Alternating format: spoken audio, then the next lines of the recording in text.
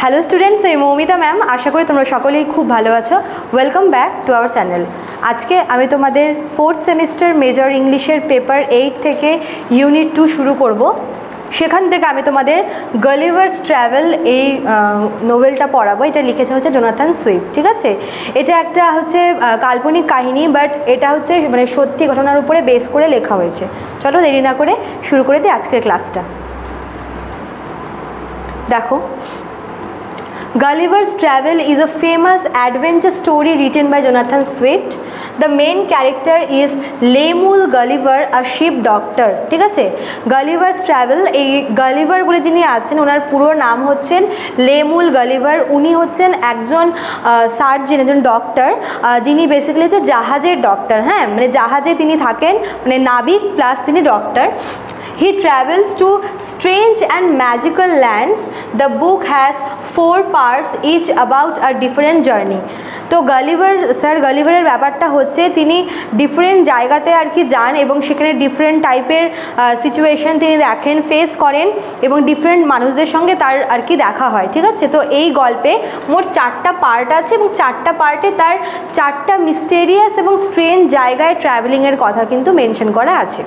দেখো, তো ফার্স্ট যে জার্নিটা সেটা আমরা দেখব, যে তার ফার্স্ট জার্নি তিনি করেছিলেন সেটা হচ্ছে লিলিপুট বলে একটা জায়গায়। ঠিক আছে, একটা নাম হচ্ছে Lilliput, where people are very tiny, যেখানকার লোকেরা ভীষণ ছোট, ওদের হাইট ভীষণ ছোট, মাত্র হচ্ছে 6 ইঞ্চি, 6 ইঞ্চিস তারা। ঠিক আছে, they treat Gulliver like a giant. এবার লিলিপুট কথাটা কিন্তু মানে ওই জায়গাটার নাম থেকে আমরা নর্মালি আমরা শর্ট হাইটের মানুষদের লিলিপুট বলে ব্যঙ্গ করে থাকি, মজা করে থাকি, কিন্তু অ্যাকচুয়ালি এটা একটা জায়গার নাম। তো এই লিলিপুট এলাকার যে লোকেরা আছে তাদের হাইট মাত্র 6 ইঞ্চি। এবার গালিভার যখন সেখানে যায় তাকে দেখে মানে সেখানকার লোকেরা রীতিমতো ভয় পেয়ে যায় যে এটা কোন জায়েন্ট, কোন ডেমন চলে আসলো। মানে তাকে দেখে তাদের ডেমন মনে হয়েছে, দৈত্য মনে হয়েছে। At first they fear him but later they trust him. কিন্তু মানে প্রথমে তাকে যখন দেখা হয় তখন তাকে হচ্ছে দেখে প্রত্যেকে ভীষণ ভয় পেয়ে যায়, বাট পরে যখন জানতে পারে যে ও মানে এটা হচ্ছে মানুষ, তখন তারা বিশ্বাস করা শুরু করে।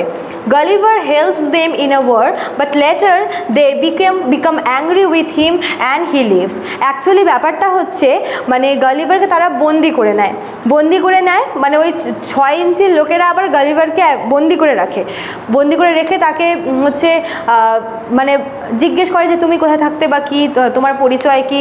তো সবটা শুনে ওরা বুঝতে পারে যে মানে এ হচ্ছে কোনো ক্ষতিকারক কেউ না, মানে মানুষ। ঠিক আছে, তো তাদের ভয় চলে যায়।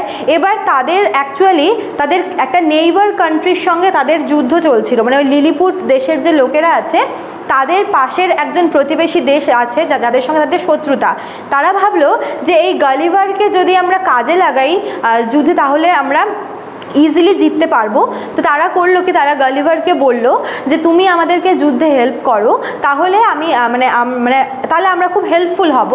তো প্রথমে তো গালিভার হচ্ছে হেল্প করেছিল ওদেরকে, কিন্তু আস্তে আস্তে ওদের অদ্ভুত মানে শাসন ব্যবস্থা, ওদের অন্য রকমের ভাবনা চিন্তা, এই সমস্ত দেখে গালিভার ওদেরকে আর হেল্প করতে মানে হেল্পটা আর কন্টিনিউ করতে রাজি হয় না। এতে ওখানকার যে কিং থাকে, মানে কিং সমেত বাকি সবাই গালিভারের এগেনস্টে চলে যায় এবং তাকে ওখান থেকে তাড়িয়ে দেয়। ঠিক আছে, এবং গালিভার সেখান থেকে চলে আসে। তো এটা হচ্ছে ফার্স্ট জার্নি। অ্যাকচুয়ালি এটা মানে সেই সময়কার ইংল্যান্ডে মানে দুটো পার্টি ছিল, ইংল্যান্ডে দুটো ডিফারেন্ট পার্টি ছিল, পলিটিক্যাল পার্টি, এবং এই দুই পার্টির মধ্যে ঝামেলা লেগেছিল। ঠিক আছে, মানে এটা যে রিলিজিয়ান নিয়ে বলো বা কাস্ট নিয়ে যুদ্ধটা লেগেছিল ওদের মধ্যে। তো যেই আমি লিলিপুট যে একটা জায়গার নাম বলে এবং পাশের যে নেইবার কান্ট্রিটা আছে, এই দুটো দেশ হচ্ছে ওই সেই সময়কার ইংল্যান্ডের দুটো ডিফারেন্ট পলিটিক্যাল পার্টিকে ডিফাইন করছে।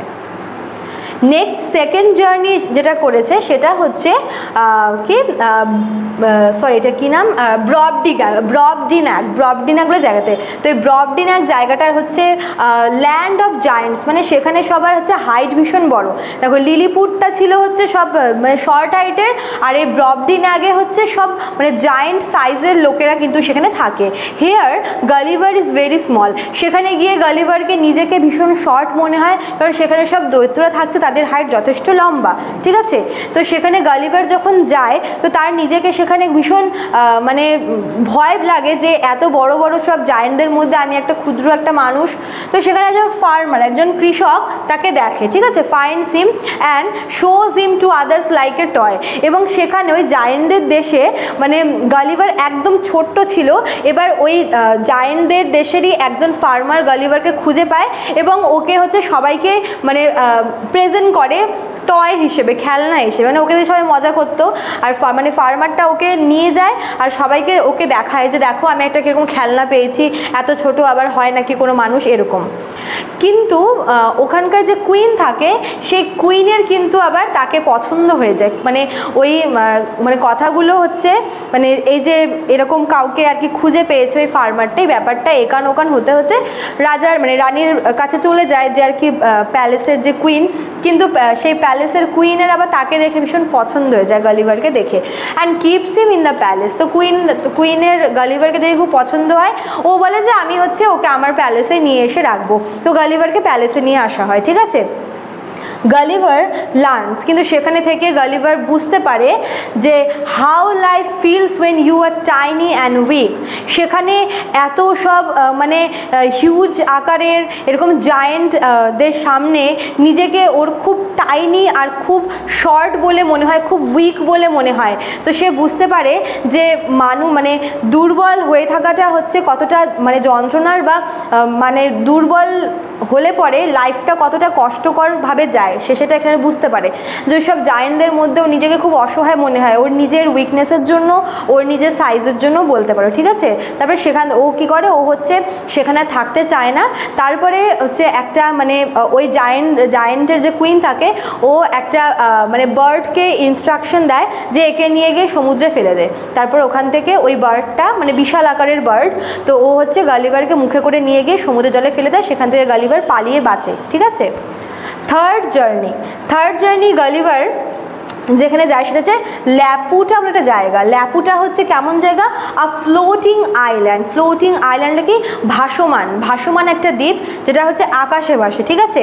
মানে এটা হচ্ছে আকাশে মানে না আকাশে ভাসমান একটা আইল্যান্ড যার নাম হচ্ছে ল্যাপুটা। সেখানে হচ্ছে গালিভার গিয়ে পৌঁছায়। সেখানকার লোকদের বৈশিষ্ট্য কেমন দেখো, the people there love science and music but are not practical. সেখানকার মানুষেরা মানে সায়েন্স জিনিসটাকে প্রযুক্তি বলো বা বিজ্ঞান জিনিসটাকে এত বেশি পছন্দ করে সেখানে ডুবেই থাকে। ওরা একদমই প্র্যাকটিক্যাল না, ঠিক আছে। তারা মিউজিক পছন্দ করে, তারা সায়েন্স পছন্দ করে, মানে এইসব গান বাজনা শিল্প বা আদার্স যে সব বৈশিষ্ট্যগুলো আছে সেখানে তারা এত বেশি ডুবে যাচ্ছে, মানে ওরা বাস্তব জীবন থেকে পুরোপুরি যাকে বলে মানে বিচ্ছেদ হয়ে গেছে, ঠিক আছে। He also visit other strange place like a land of magician and land of talking animal. তারপরে সেখান থেকে মানে ওই সায়েন্স লাভার মিউজিক লাভার ওদের ল্যান্ড থেকে গালিভার হচ্ছে আর এক জায়গায় যায় যেখানে হচ্ছে সব ম্যাজিশিয়ানরা থাকে, সব মানে সবাই ম্যাজিক জানে, ওখানে সব কিছু ঘরবাড়ির সব ম্যাজিক্যাল পাওয়ার দিয়ে তৈরি করা হয়েছে। তারপরে হচ্ছে আর একটা জায়গায় যায় যেখানকার অ্যানিমালরা কথা বলতে পারে, টকিং অ্যানিমালদের ল্যান্ডে সে কিন্তু গিয়ে পৌঁছায়। সব হচ্ছে ওই ফ্লোটিং আইল্যান্ডের মধ্যেই রয়েছে, ঠিক আছে। তো 3 নম্বর জার্নিটা এখানে শেষ। 4 নম্বর জার্নি দেখো, 4 নম্বর জার্নিতে কি দেখাচ্ছে, 4 নম্বর জার্নিতে ও এমন একটা জায়গায় যাচ্ছে যেখানে সব হর্সেস থাকে যেটাকে হচ্ছে হুইনমস বলে, ঠিক আছে, হুইনমস। এবং ওরা হচ্ছে যথেষ্ট মানে সেই ঘোড়াগুলো যথেষ্ট বুদ্ধিমান এবং দয়ালু। The human like creatures they are called Yahoos and they are dirty and foolish. এবার ওই 4 নম্বর যে প্লেসটা আছে সেখানে হচ্ছে কিছু ওয়াইজ হর্সেস যেরকম থাকে যাদেরকে বলা হয় হচ্ছে হুইনমস। এছাড়াও সেখানে কিন্তু আরও কিছু হিউম্যান লাইক ক্রিয়েচার মানে দেখতে মানুষের মতো বাট অ্যানিমাল ক্রিয়েচার যাদেরকে বলা হয় হচ্ছে ইয়াহু, ঠিক আছে। এই হর্সগুলো যতটা ওয়াইজ যতটা কাইন্ড, এই ইয়াহুরা হচ্ছে তার অপোজিট, তারা ডার্টি, ভীষণ নোংরা এবং বোকা। দুটো অপোজিট আর কি বৈশিষ্ট্যের জীব সেখানে রয়েছে। Gulliver starts two hate humans and wants to live with the horse's.